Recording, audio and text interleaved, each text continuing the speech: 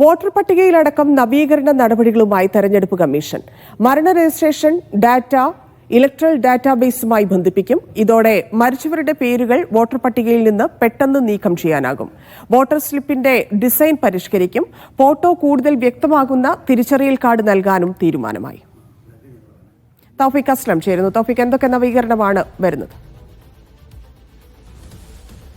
അതന്നെ വലിയ ഒരു നവീകരണത്തിലേക്ക് കടക്കുമെന്നാണ് ഇപ്പോൾ തെരഞ്ഞെടുപ്പ് കമ്മീഷൻ അറിയിച്ചിരിക്കുന്നത്. അതിൽ ഏറ്റവും പ്രധാനപ്പെട്ടത് ഈ മരണ രജിസ്ട്രേഷൻ ഡാറ്റ ഇലക്ട്രൽ ഡാറ്റാബേസുമായി ബന്ധിപ്പിക്കും എന്നുള്ളതാണ് ഒരു സുപ്രധാനപ്പെട്ട ഒരു തീരുമാനം. ഇതോടുകൂടി മരിച്ചവരുടെ പേരുകൾ വോട്ടർ പട്ടികയിൽ നിന്ന് പെട്ടെന്ന് നീക്കം ചെയ്യാനായിട്ട് തെരഞ്ഞെടുപ്പ് കമ്മീഷന് സാധിക്കും. ഈ മരിച്ചവരുടെ പേരുകൾ നിരന്തരമായി വോട്ടർ പട്ടികയിൽ ഇടം നേടുന്നതായിട്ടും ഇവരുടെ പേരിൽ കള്ളവോട്ടുകൾ ചെയ്യുന്നതായിട്ടുമുള്ള പരാതികൾ വിവിധയിടങ്ങളിൽ വ്യാപകമായിരുന്നു. ഈ പരാതികൾ വ്യാപകമായിരുന്നതിനെ തുടർന്നാണ് ഇപ്പോൾ ഇത്തരം ഒരു തീരുമാനത്തിലേക്ക് കമ്മീഷൻ എത്തിയിരിക്കുന്നത്. അതോടൊപ്പം തന്നെ വോട്ടർ സ്ലിപ്പിന്റെ ഡിസൈൻ പരിഷ്കരിക്കാൻ കൂടി തെരഞ്ഞെടുപ്പ് കമ്മീഷൻ സ്വീകരിച്ചിട്ടുണ്ട്. ഇനി മുതൽ മറ്റൊരു ഡിസൈനിലായിരിക്കും ഈ തെരഞ്ഞെടുപ്പിന്റെ സ്ലിപ്പ് ഇനിയിപ്പോൾ വോട്ടർമാരുടെ കൈകളിലേക്ക് എത്തുക. അതോടൊപ്പം തന്നെ ഫോട്ടോ കൂടുതൽ വ്യക്തമാകുന്ന തിരിച്ചറിയൽ കാർഡ് നൽകാൻ കൂടി തീരുമാനമായിട്ടുണ്ട്. നിലവിലത്തെ തിരിച്ചറിയൽ കാർഡിൽ വലിയ രീതിയിലുള്ള മാറ്റങ്ങൾ ഉണ്ടാകുമെന്നാണ് നമുക്ക് മനസ്സിലാക്കാൻ സാധിക്കുന്നത്. ഫോട്ടോയുടെ വലിപ്പത്തിൽ ഉൾപ്പെടെ മാറ്റങ്ങൾ ഉണ്ടാകും. അതുൾപ്പെടെയുള്ള നിരവധി പരിഷ്കാരങ്ങൾ ഇപ്പോൾ